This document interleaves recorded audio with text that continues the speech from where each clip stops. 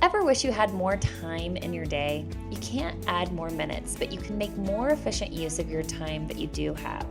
A good place to start is by establishing or reviewing the 3 Ps: policies, processes, and procedures.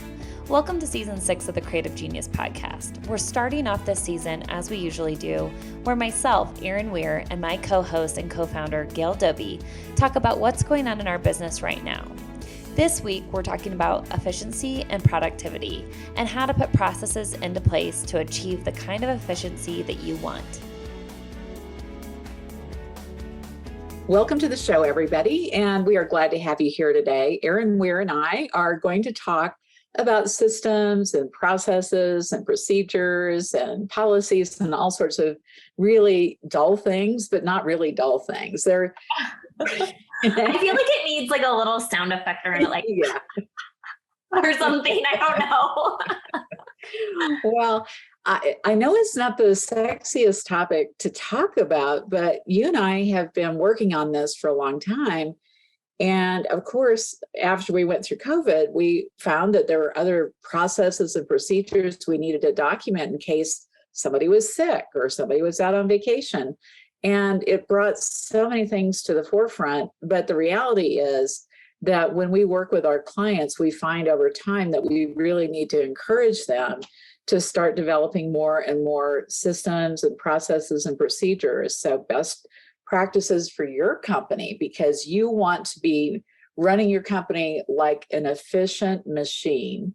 And I know that sounds, again, not sexy, but what is sexy about it is the more you have systems and processes, the easier your business will run and the more money you can make because you can have systems for literally everything within the business. So yeah, I think that for me as a creative, like that just sounds pretty, just straight up boring, to be honest. Like, I don't want to think about it. I don't want to have to, figure out how I do something because I just do it fast and easy. And why can't other people do it so fast and easy like me? Well, it's because they don't know what it is that I'm doing because I haven't documented it. And there's not a process or a checklist or a procedure to follow. So let's break this down just a little bit and let's just start at the beginning of the day.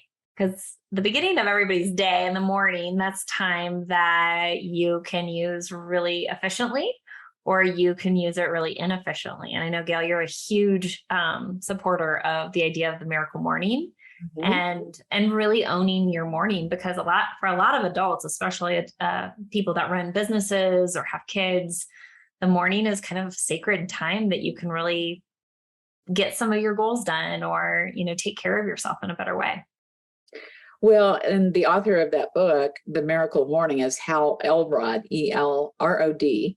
So look him up on Amazon. He has a few books out. But what I started telling some of our clients as they started working with us a few years ago is if you can start working on that morning routine, your day is better. And I think we all feel that if we have a routine that takes care of us emotionally and mentally, and maybe even spiritually, it depends on how you're wired. But I know for me, I set my 5 to 9 every morning. That's on the calendar. It's something that our whole team sees. So typically we don't try to schedule any meetings before 9 o'clock for me so that I have time to exercise and read and journal. And I can tell you, if I don't do those things, I am not at my best, and I can get very cranky because I haven't had that time to fill my tank before the day starts. So a lot of times we end up just putting out so much material, but we have to fill ourselves back up so that we're able to keep doing that. So it builds a really healthy cycle of, I don't know how you put that, but just feeding your soul. Yeah, and I think that even to break it down a bit further, how long you want to exercise to be able to achieve the goals that or either the feeling that you want to have or the goals that you have around your exercise and your health. About how long it takes if you're going to meditate. Like, are you going to meditate for 5 minutes? Are you going to meditate for 25 minutes? You might have a special meditation that you like to use consistently. You know how long it's going to take you to brush your teeth and brush your hair and put on some clothes. I know, I work with my kids on trying to lay their clothes out the night before so that it's just one less decision that they have to make so that it's easier to start their morning. So, these are simple things that every single one of us does every morning, like brushing the teeth, but we know about how long it takes. And so even when it comes to your business, you know how long something takes and you know the steps that you have to do, get out the toothbrush, put the toothpaste on the toothbrush, brush the teeth, rinse the mouth, maybe drink some water. Then the steps that need to be taken, and somebody else could actually be doing that for you in your business, right? Not brushing your teeth, but you know what I'm talking about. Well, hopefully not. Please don't ask me to brush your teeth.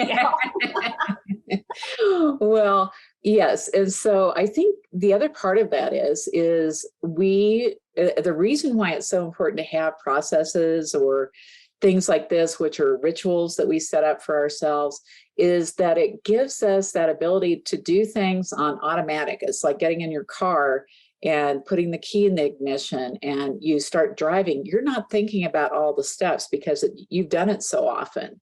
But when you first started driving, you had to think about all of those steps. Mm-hmm. So the reality is if you can take away that thinking process and automate it, that's what you're shooting for. And there is something called decision fatigue, where your brain literally cannot make more than a certain number of decisions per day. And if any of you have ever experienced that are listening, the reality is that if you start feeling like, I cannot make one more decision today, my brain is tired, it is a thing. It is a real thing. That's why the president of the United States doesn't decide what tie he's wearing, because he has more important decisions to make. So think about if you have things automated and systematized and ritualized, your life is actually easier and it's more predictable for the people around you, so that you have, I think, more calm. There's definitely more calm.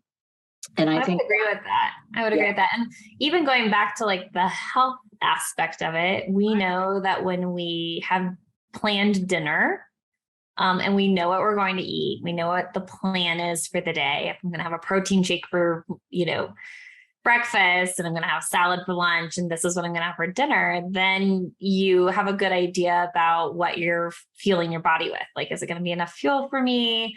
Is this meeting the health goals that I have?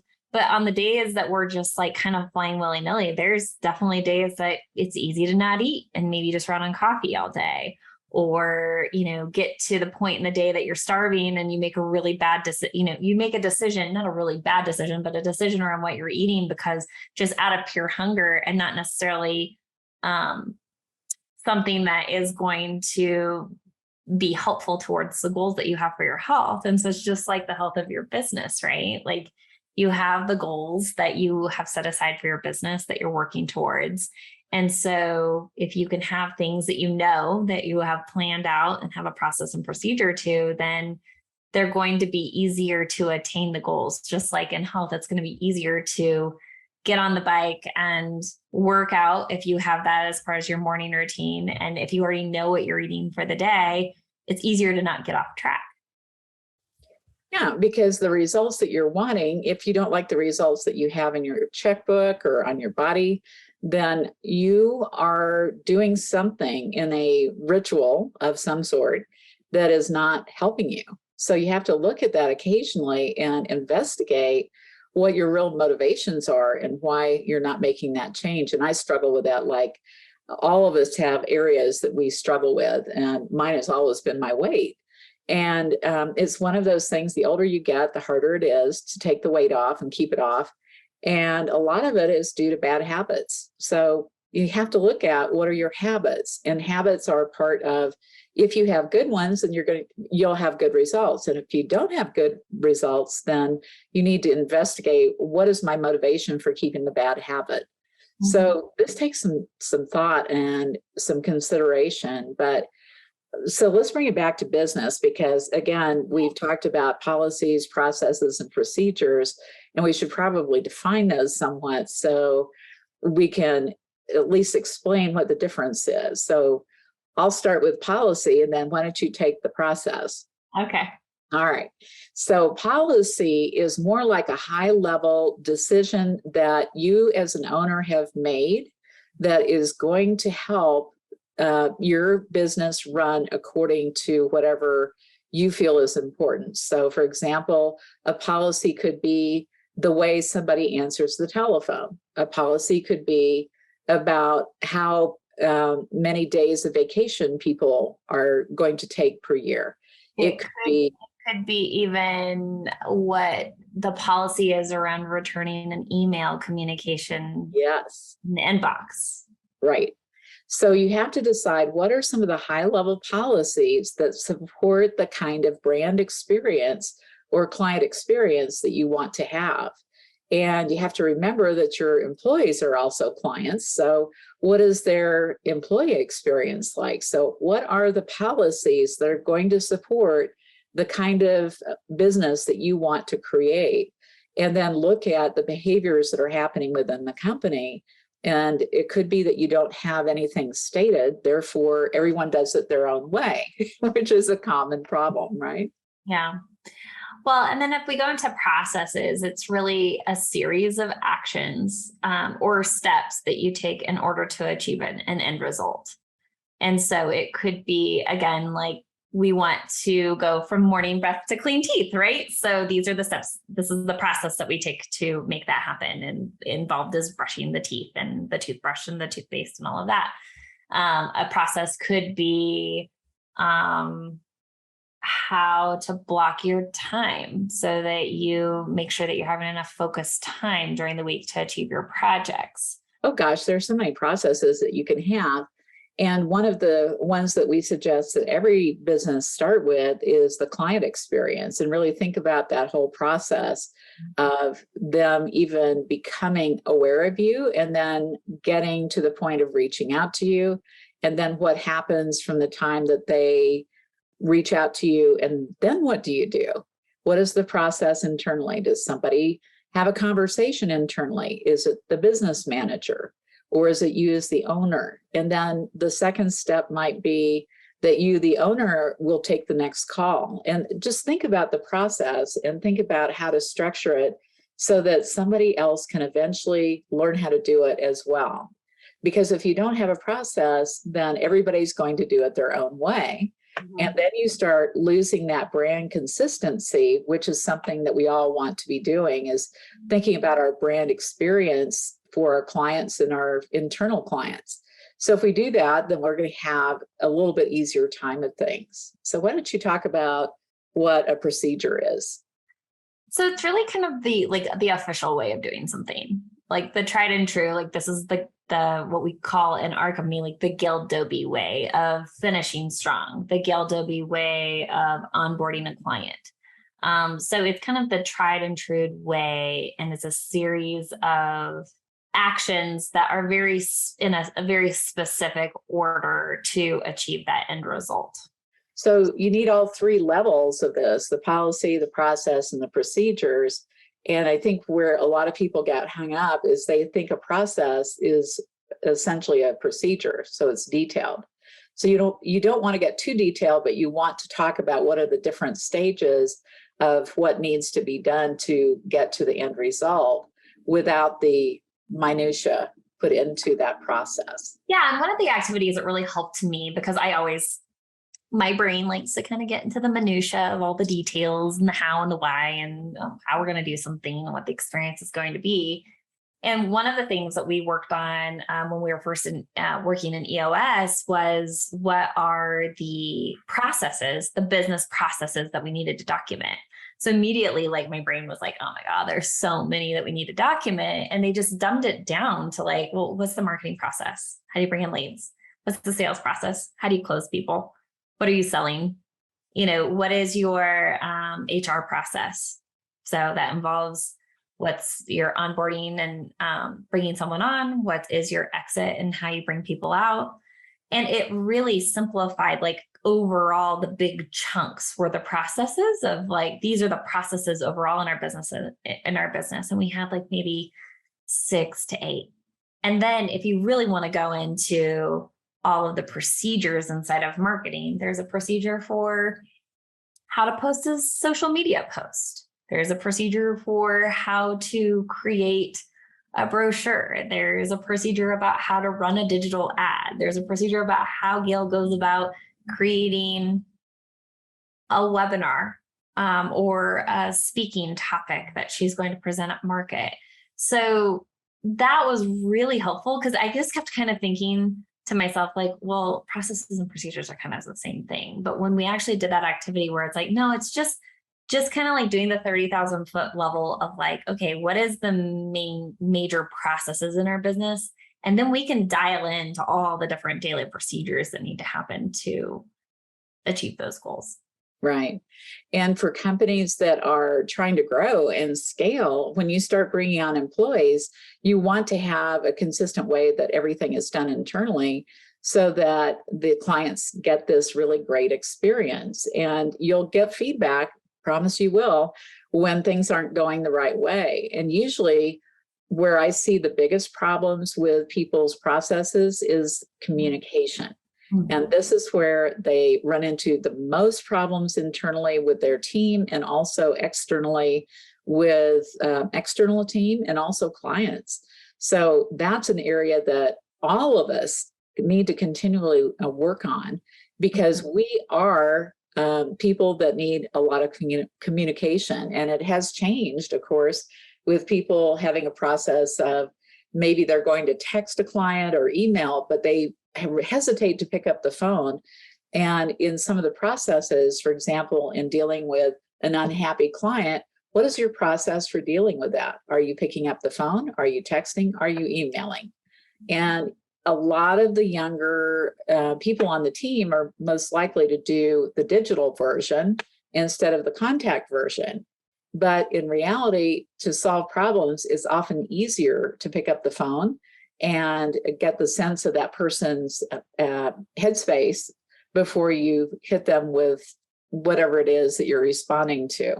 So anyway, it's something to think about because processes and procedures sound so unfun, but they actually make your life easier. And it is more fun running a business where you know that somebody else on the team can do something really well because you've trained them correctly and they know what process to follow.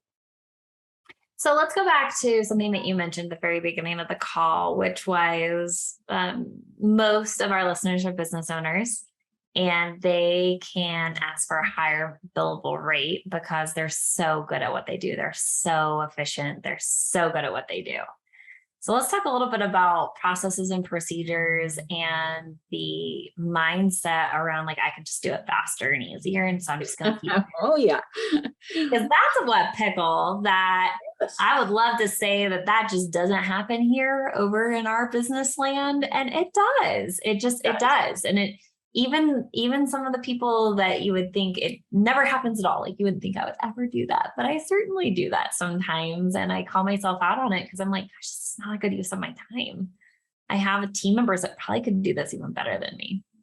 And faster. And all of the attributes that go with it. Creatively. Well, and it's not to say that you're not capable of doing that. You certainly are, but we all have our strengths. And if we can play to our strengths and have everybody else do the things that aren't our genius area, I think the business runs better and we're happier. So the big question to ask yourself is who can do this instead of how can I get this done? And yeah, but when you really get into like, let's get it done mode, and there's so much on the plate and you're just checking through, like, let's get it done, let's get it done, let's get it done. That seems to be when processes and procedures kind of like disintegrate. Mm-hmm. Right. And all of a sudden we start reinventing the wheel because it's faster for me to do it this way, or I'm going to post this over here and make this easier for the user over here. And it's completely bypassing the process. And that creates a complete domino effect behind the scenes. So this comes back to being disciplined as the owner or as leaders of the business, that you have to develop a level of discipline about following the procedures. And I'm guilty. Oh my goodness. I can't tell you how many times I haven't followed procedures and I get reminded of that. And I try really hard and then I'll fall off the wagon and I have to be reminded. So it goes all the way up to the top, but we as owners must make the effort to do that and follow the processes and procedures that are set by the company. Because if you don't, then your message to your team is those don't really matter. They're really not things that we follow. So that's the downside, because we have to be authentic and consistent with the message that we're giving out to our team, that we're really working in this together. And for example, we went through this process in the last couple of weeks where we've had a trainer on Asana, which is a project management. That has been amazing, by the way. It is great. Like, shout out to Sean for finding the person, because it is the simplest things that we're reviewing right now. But many people on our leadership team did not know them. Or I'm learning like a better way to use Asana. I've been using Asana since before Jax was born, and he's 9 years old, and it's like, now I'm just figuring out how to use my task list better. Like, I'm a little embarrassed to admit that. Oh, you shouldn't be embarrassed. And that's the thing. We are not born to know all of these things. We have to get training. And that's why I love to hire experts. If you're going to try to learn to do something well, why not hire the best expert you can find that can teach you how to do things more quickly? Because then it's a lot easier. And you see how someone who's really great at it does it. So you're going to learn, you're going to shortcut your process and save a lot of headaches just by going through that. So the Asana to me was really huge, because we found that internal training wasn't working. So the external training gives a different perspective. It's like, if you're a parent, your kids don't listen to you after a while.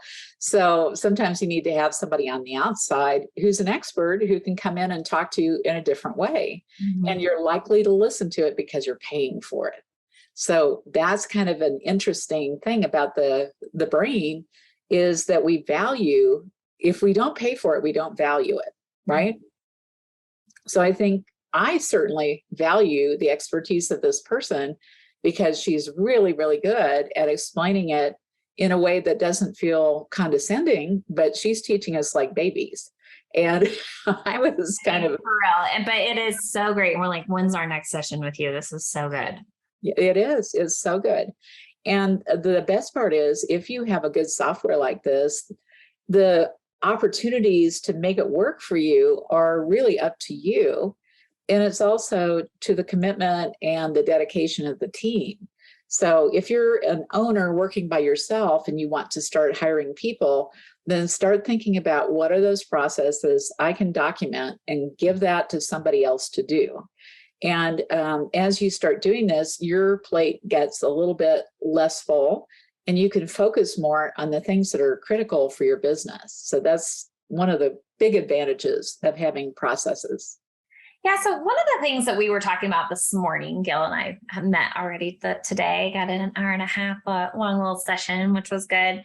One of the things that we were talking about today is people get into kind of these ruts where it's just what's staring them right in the face in that hour, in that moment, in that day, which feels a little like what we call like a fire drill. And, you're going to have fire drills. Things are going to happen. There's a tire that's flat, you're late to a meeting, or maybe you have a client that's really upset that you need to contend with. Like, this is life and this happens. But we were talking about this morning how sometimes when the task list gets so long, or this mindset of, I can do it better and faster, so I'm just going to keep doing it, and I'm not going to document this or create a checklist or a process to hand off to somebody else that could probably do it better than me.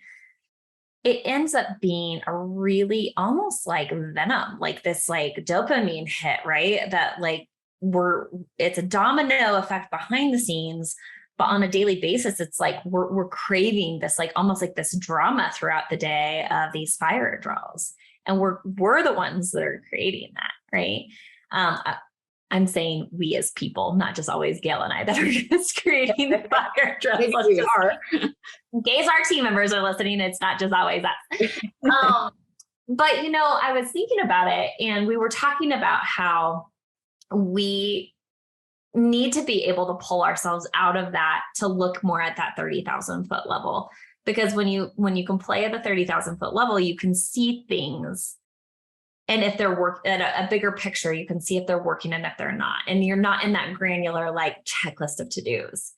And so, Gail, what are some of the ways, you're so good at this, and I'm trying to learn from you. What are some of the ways that you are able to immediately go 30,000 foot level when you see that happening on the team? Well, I think it's because I think about our 30,000 foot level every single day, because I'm looking at what are the long-term goals that we have for the company. And we have two major ones, or I have two major ones that I'm working on. Mm-hmm. And so based on that, is the work that we are doing supporting that goal, or is it taking us further away from that goal? So that's always in the back of my mind is this serving us right now? And is it something we absolutely must do, or is it something that is a nice to do? So that's kind of a piece of it. And as I was sharing with you this morning, I started reading a brand new book yesterday, which is fabulous. And it's talking about strategy. And basically, the book is saying you need to be thinking 5 moves ahead and thinking about what could happen if things go well and what happens if they don't go well, so that you're prepared in all situations and you're not broadsided, because that's where the chaos comes in, is if you do not have a really good system for making good decisions. And if you're more reactive versus proactive, then what happens is your life becomes, it feels like a fire drill every single day. Yeah. And what I have found in the last couple of years, as I've gotten more and more drilled into this and use more of the time blocking and some of the other methods that we use, I have less fire drills than I've ever had. And I actually can think about things a little bit more objectively and less emotionally, which is super important as a business owner. So I think it's a lot of things that contribute to that, but it's also discipline in the way that I think about things. So then when you see me doing these things, how is it that you are able to kind of pluck me up and out to see the light again? Well, okay, so I'm going to tell on you. Here we go. Yeah. So a couple of weeks ago, we had our marketing consultant in and one of our coaches in, and we were all meeting together. And we had committed to a weekend in advance. We had committed that this was a time that we needed to rally. Yes. So we had a lot of work to do. And what I forced Erin to do before we even met with everybody is to start thinking at a visionary level, because I'm trying to elevate her thinking process. And so what I asked her to do is, let's pull this back up and let's look at where we're going as a company, not just in the next 90 days, but where are we going in the next year to 3 years to 5 years? And I gave her more of a framework to think of, and then you can work backwards. But you don't know, if you just focus on the 90 days and you ignore where you're going, then what happens is you're only working to the things right in front of you, but you're not considering what could happen if you do or don't do those things. So that's why I helped her think about that 30,000 foot view and that 5-year view. And then once she had that information, she has that in the back of her brain, and she can come back to that at any time and say, is it supporting what our 5-year goal is, or our 3-year goal, or our 1-year goal? And if it's not, is it the right thing to be doing for the team? And I think, I hope that was helpful. It definitely gave me a better view of what we're building to. I mean, I know what we're building to, but like, it gave me I needed that kind of refresher right then to be able to think ahead. So then the next day we went into our meetings, and, you know, again, I have a lot of pressing things that were needing attention, which, like, so many that I don't even think that everybody realized how many things that needed to be addressed. And we didn't talk about those things. I did start getting a little fussy about it, but we were talking about just more strategy, like comprehensively, what is our message about this? Comprehensively, what are our goals around this? What are some of the strategies we're going to do to get to make these things happen. What's worked in the past, what doesn't work anymore, what new ideas are we trying, what do we want to test, all sorts of things like that. And then what that lended to is the final day or day and a half, then we were able to talk about the things that were staring me like headlights right in the face on projects that I had committed to that needed significant decision-making or planning around. And it actually streamlined I can't believe I'm saying that this out loud. It streamlined the process of working through and made those projects that are so big in my head easier to work through, because I had the exact same posse with me the whole weekend that had gone through. Here's the big vision. Here's the strategies of how we're going to get there. And then now let's start pulling out these little strategies and projects of what needs to happen. And it gave us a lot of the answers that we needed that streamlined the solutions to those other projects. So it was a pretty beautiful, incredibly productive weekend. I wish we had another one coming up, to be honest. Well, it's like a lever. And if you don't think in a strategic way, if you're in a tactical way, which is the day-to-day things that come up. So for those of you that like the cell phone and you look at that and then that derails your whole day, it means that you're never working on the priorities of the company. So how do you move your company forward in a big way if you're constantly focusing on the little things? You can't. So that's the reality of it. And probably a good spot for us to just wrap up with a couple of suggestions about things that you might think about as you're considering processes and procedures and documenting those in the business. So I'm going to throw the first one to you. Yeah, so I think the first takeaway that I would give you is, if you're in the weeds and you're overwhelmed, don't continue to be in the weeds and be overwhelmed. Like, once you've identified, like, okay, this is happening, like, maybe take a break, take a walk, come back, and really try to think about, like, what's the bigger picture here? Like, what's the goal of why we're doing this? Does this need to happen now? And what is it that people on my team need to know to be able to take this off of my plate? And who can I now delegate that out to? And then put a time on the calendar to make that process happen and make that delegation time happen. And that's one thing it's not just like a side handoff, like, hey, like a honey-do list. It's like, hey, I'm handing this off to you and it's now your baby. And this is why it's important. And this is the process to do it. And you might even figure out even a better way to do this, but here's what I got for you. And you kind of size it up for them. I think that's the number one thing to do when you're kind of feeling the pressure of being in the weeds like that. And the second thing I would add to that is maybe do it as an offsite. Give yourself some time away. Some people, like Bill Gates, will go off for a week and he will just take books with him and he turns off all technology and he reads and he thinks. So the same thing, if you have issues that are coming up on a regular basis in your business, take some clarity time and think about what's not working right and what you need to fix, because often you can identify a couple of things that you can do that will probably impact several things within your business just by taking that time to think. Super critical.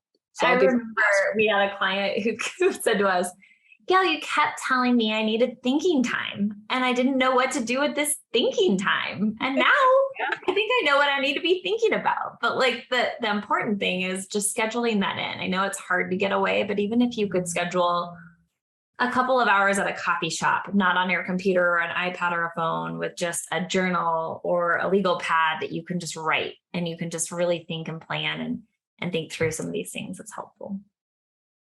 All right. Well, hopefully there are a couple of golden nuggets out of that. So we'll stay tuned and let us know if you have any questions.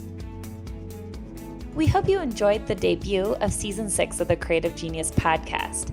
If you're interested in hearing more, we have a backlog of about 50 episodes you can listen to on your favorite podcast platform. Join us next week for an exciting discussion with Ken Roberts of Interior Talent.